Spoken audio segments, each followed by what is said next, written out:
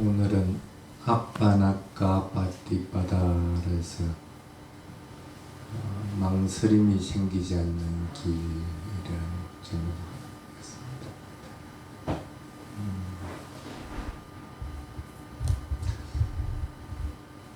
얼마 전에 결혼을 앞둔 분이 찾아왔어요. 와서 지금 내가 결혼을 앞두고 있는데 이걸 해야 될지 말아야 될지 모르겠습니다 하고 얘기를 하더라고요. 여러분도 그런 일 많죠. 중요한 건 나눠놓고 결정을 내리고 실천을 해야 되는데 이걸 과연 해야 될까 말아야 될까 하고 고민하는 경우들이 있을 겁니다. 아마 그분도 그럴 거라면 무슨 특별한 문제가 있어서 그런 건 아닌데 본인 마음의 갈등이 자꾸 생겨요. 결혼은 혼자가 아니니까 아무래도 고민해야 될 것들이 많긴 하겠죠. 그래서 한번 물어봤어요. 결혼하려고 하는 사람이 얘기를 많이 하는 편이냐 아니면 잘 듣는 편이냐 하니까 사람은 묵직해가지고 말을 잘 듣는다고 그래. 잘 듣고 그런다고 그래. 근데 사실은 그게 굉장히 중요한 거. 말을 많이 하고 하는 사람들은 보통 보면 자기 주장이 강하든지 자기 말만 계속 하려고 하는데 그분은 그렇지가 않은 모양. 그래서 잘 들어준대. 그래서 무슨 결정하고 할 때도 큰 문제가 아니면은 그냥 네 뜻대로 하자 뭐 이렇게 해가지고 따르는 경우들이 많다고.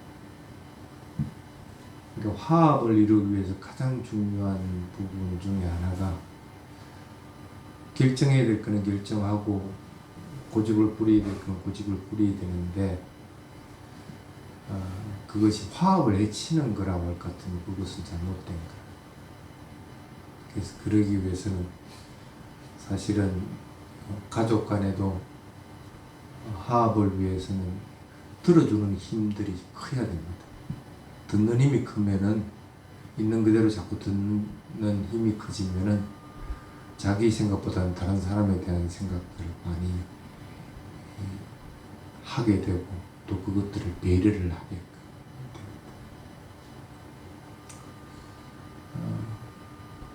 그 다음 두 번째 물어본 게 술 잘 먹냐? 안 그렇대. 쉽게 말하면 뭔가 판단을 하고 뭔가를 행해 나갈 때 이성적으로 잘 하는 건지 아니면 감정에 치우쳐 가지고 막 화가 난다든지 아니면 뭐 술에 취한다든지 이런 것들이 없어야 됩니다. 대부분은 보면은 서로 마음이 상하는 것이 그런 것들로 인해서 많이 상하거든.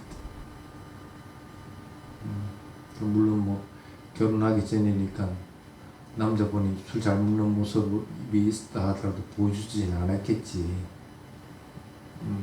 그래도 화를 잘 내는 성격이 아니고 뭐 술을 절제할 줄 알고 할 것 같으면 그래도 감정보다는 이성으로 컨트롤할 수 있는 근거가 된다는 얘기거든. 그 다음에 세 번째가 의견 충돌이 있을 때 그걸 조정하는 능력이 있느냐. 그 부분은 뭐 자기 고집을 좀 부릴 때가 있다고는 하지만 뭐 크게 문제가 되지는 않을 것 같아. 그래서 물어봤어요. 근데 왜 망설이느냐? 중요한 일을 나눠놓고 마음이 계속 방황을 한다.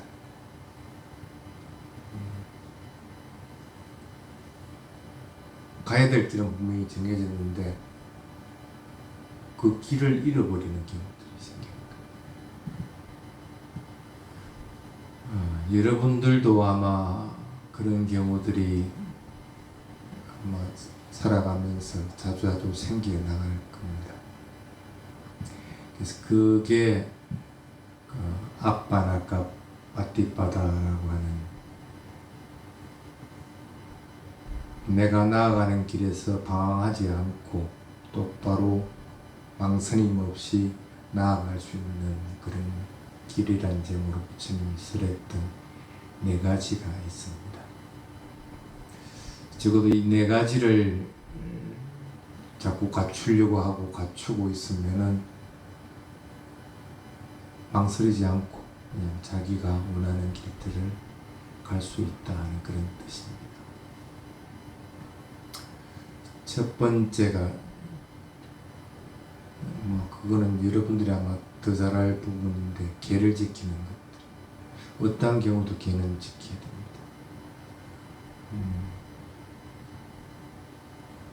오늘 5개를 받았고 또 언젠가는 또 8개를 받고 또 출가할 사람이 생기면 또 그보다 더 많은 계를 받고 그렇게 하게 됩니다.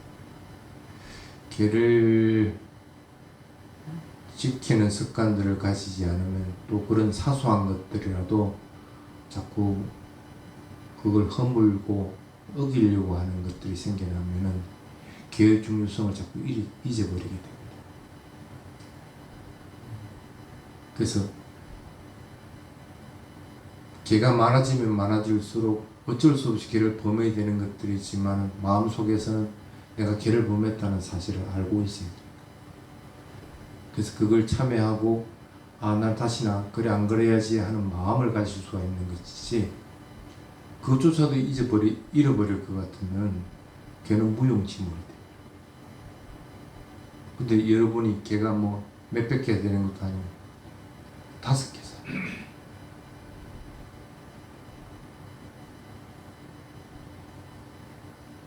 그거는 반드시 지키려고 해야 됩니다. 왜 그러냐면 계를 어기는 순간에 번뇌는 일어납니다. 보통 번뇌가 일어나는 데는 3가지가 있습니다. 악행에 의한 번뇌가 있고 그 다음에 망상에 의한 번뇌가 있고 또 잠재되어 있는 수면 아래에 있는 잠재되어 있는 번뇌가 있고 이 3가지 종류가 있습니다. 근데 악행에 의한 번뇌들은 대부분은 계를 어김으로 인해 가지고 일어납니다.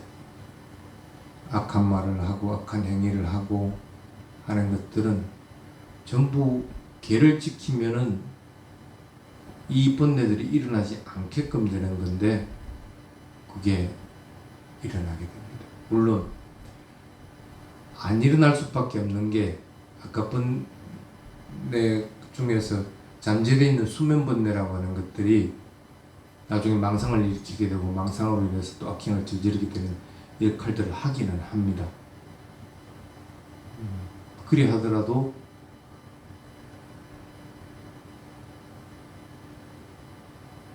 내가 악행에 의해서 저질러지는 번뇌들은 포면안에서 드러나지는 것들은 가지지 않도록 해야만이 되는 것이지. 그래서 계를 어김으로 인해 가지고는 어떤 경우든지 악행은 자꾸 정식할 수밖에 없다.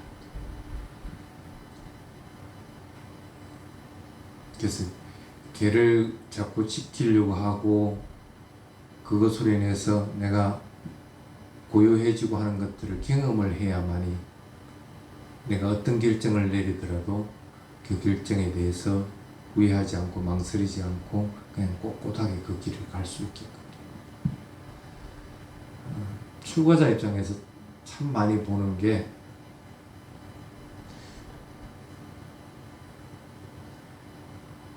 출가하고 나서 굉장히 후회하는 경우들을 많이 봅니다.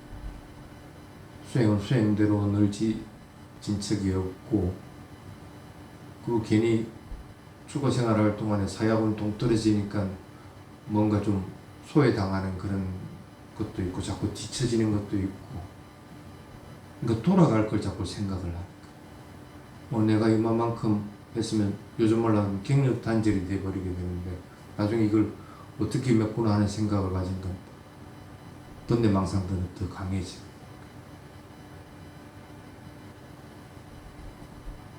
그러면서 계를 지키는 것들에 대해서 자꾸 등한시하게 돼요. 그래서 어떨 때는 반드시 참가해야 되는 파티모카 보름에 한 번씩 하는데도 참가를 안 해요. 그래서 그분이 안 오면 다른 스님들이 파티모카를 할 수가 없습니다. 그럼 중단해가지고 올 때까지 기다려야 됩니다. 아니면 데리러 가야 됩니다. 뭐 데리러 가보면 깜빡했다고. 그게 뭐냐면 망상으로 인해 가지고 내가 지금 저지르지 말아야 되는 악행을 저지를 수 있는 조건이 되어버리게 됩니다.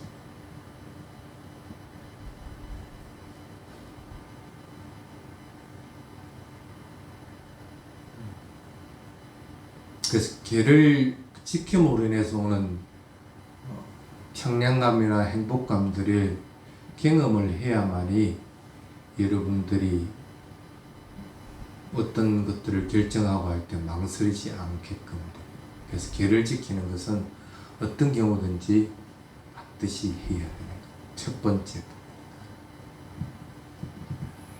그 다음에 두 번째가 여러분들 스님 법문 많이 듣죠? 꼭 스님 법문이 아니더라도 부처님이 가르침을 왜곡되지 않고 전하는 분들의 가르침은 자꾸 들으려고 해요. 그게 두 번째 다문입니다. 테라와다의 조건 중에서 10가지 중에서 하나가 또 이 다문입니다. 많이 들어야 됩니다. 많이 들어야만이 그것에 대해서 분명한 이해가 생기고 몸과 마음이 자동적으로 그렇게 반응을 하게끔 됩니다. 혹시 그런 거 봤어요? 테라와다 불자들이 스님이 이리 가면 일부러 피해 줍니다. 스님이 제가 여자분하고 이 접촉하는 것들이 금지되어 있기 때문에 본인들은 이미 그것들을 많이 들어서 알고 있거든. 그래서 자동적으로 피해주고 또 그 스님들이 이 테라와다 불교를 지키는 기둥이라는 생각을 하기 때문에 항상 존경하는 마음이 일어나니까 합장을 하게끔 됩니다. 법을 많이 듣고 그것들이 몸에 배어야만이 그러한 행위들이 일어날 수 있게끔 됩니다. 그냥 수행만 하면 되지 하고 생각을 하면 그건 큰 오산입니다. 수행도 많이 알지 못한 상태에서 수행만 할 것 같으면 왜곡되게 돼 있고 한 곳으로만 치우치게끔 됩니다. 그래서 그 수행법만 자꾸 따르려고 하고 다른 것들은 안 하게 됩니다. 그러면 교학적인 것들도 자꾸 등한시하게끔 되고, 그런데 그 사람의 수행 진척이나 아니면 성격들은 자꾸 노관하게 돼요.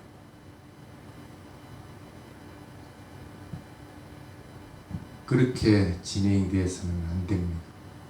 그래서 여러분들도 삶을 살아가는데 그 삶의 길을 잃어버리지 않으려고 할 것 같으면 부처님 가르침을 왜곡되지 않게 전하는 것들은 어떤 것이든 많이 들으려고 해야 됩니다.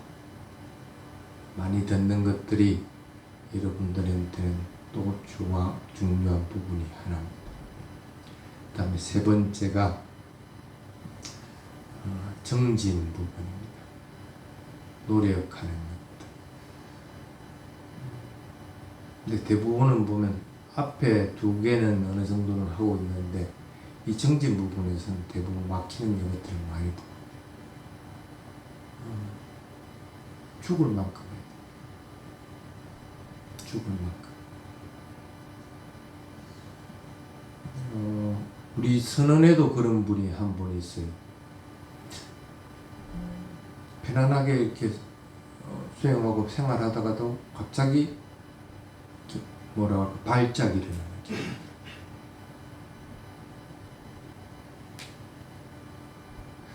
부처님 당시 때도 띠사 비군이라고 하는 분이 그런 상태였어요. 갑작스럽게 그렇게 발작이 일어나고. 며칠 전에도 며칠 전에 어제 누가 전화가 와가지고 그러죠. 그렇게 정신이 혼미해지고 발작이 일어날 때는 어떻게 해야 됩니까? 수행을 쉬어야 됩니까? 근데 이제 잘못 착각하는 경우가 그렇게 해서 쉬어버릴 것 같으면 될 것 같이 생각하지만 몸 편해지고 그것들을 벗어날 수는 있습니다. 근데 똑같은 일이 나중에 계속 반복적으로 일어날 수밖에 없어요. 그래서 그때 어제 그런 얘기를 한 적이 있습니다. 그러지 말고 그럴 때는 앉아서 사선을 하지 말고 경행을 하라. 경행을 하더라도 천천히, 아주 천천히, 보통 6단계 정도씩을 관찰할 수 있게끔 아주 천천히 경영을 하라. 발작이 일어나더라도 관계없이 그냥 어쨌든 경영을 하라. 6단계를 자꾸 구분하려고 하라.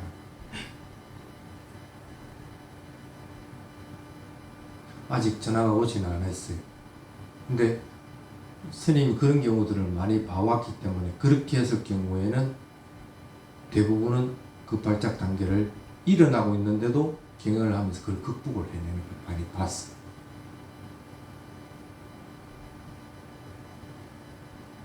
부처님 당시 때 이 띠사 비구니도 아마 그랬던 거예요. 그렇게 갑작스럽게 발작이 일어나고 하면 대부분 비구니 스님들이 좀 쉬어. 너무 열심히 하다가 보니까 그러니까 좀 쉬어라. 그래서 그 말 듣고 그냥 또 쉬다가 또 이제 용맹정진하다고 하고 그러다가 또 발작이 일어나고 이렇게 계속. 그럼 또 쉬고 이렇게 하는 패턴을 했는데 이래가지고는 도저히 안 되겠다. 나이도 이제 계속 들고 늙었기 때문에 안 되겠다 싶어서 산꼭대기로 올라갑니다.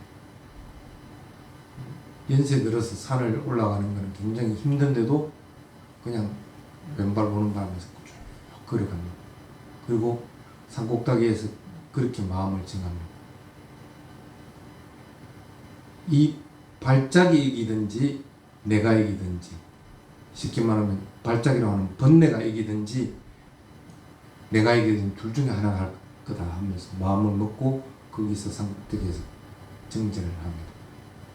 그게 결국 아란에 도달을 해요.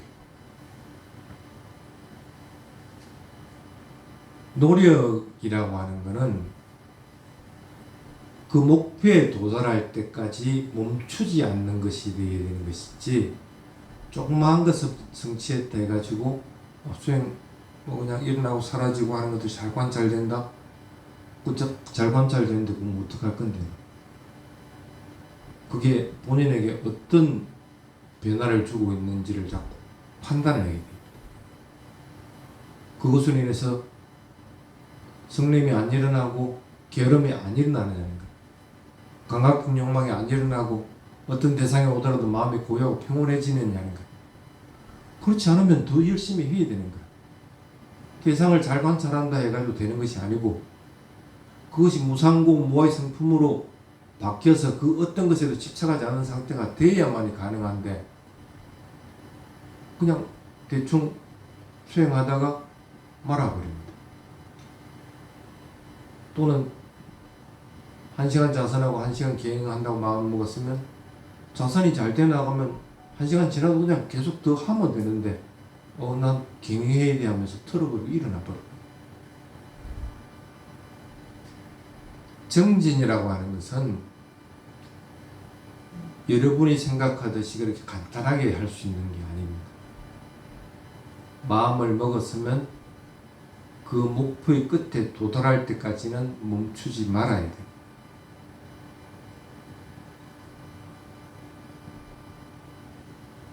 그게 이제 세 번째 부분입니다.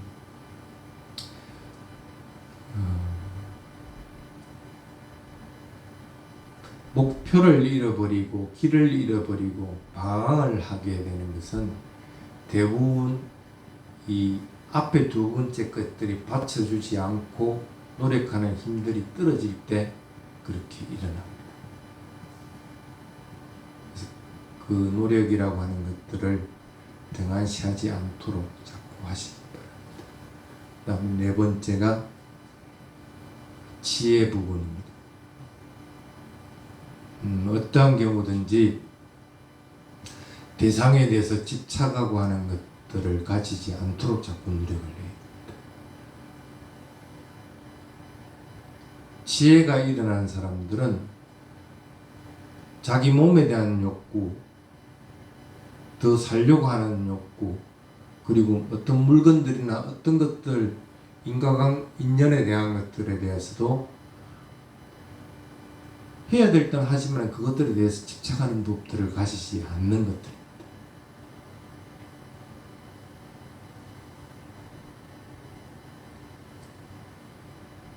이 네 가지는 부처님이 얘기한 아빠나까 바티바다라 해서 망설임이 생기지 않는 길을 가는 방법입니다.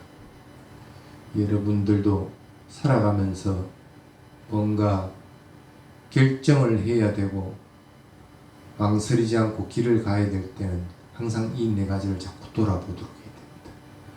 뭐가 부족해서 내가 지금 망설이고 있는가 하는 것들을 판단을 해서 그걸 자꾸 채우도록 하고 이 네 가지가 기준이 되도록 해서 나아가면은 선택한 길이 여러분들이 정도가 됩니다. 그 길을 더욱더 열심히 가기 때문에 그것이 바른 길이 된다는 것을 잊지 않도록 그렇게 하시기 바랍니다. 오늘 여기까지 하겠습니다. 사두 사두 사두. 이렇게 삼배드리겠습니다.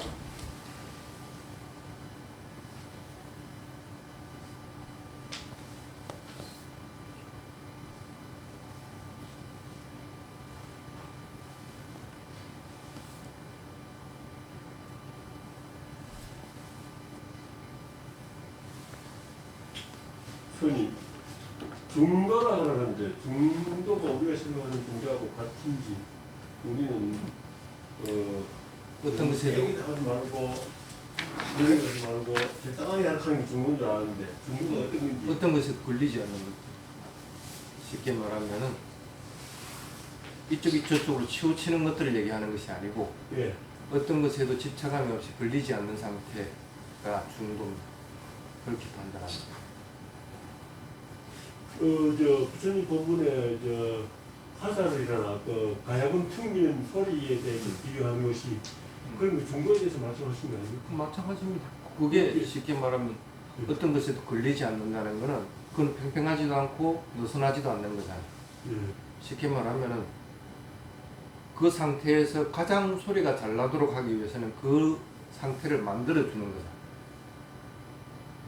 너무 탱탱하지도 않고 느슨하지도 않고 그래야만 소리가 가장 잘 날 수 있게끔.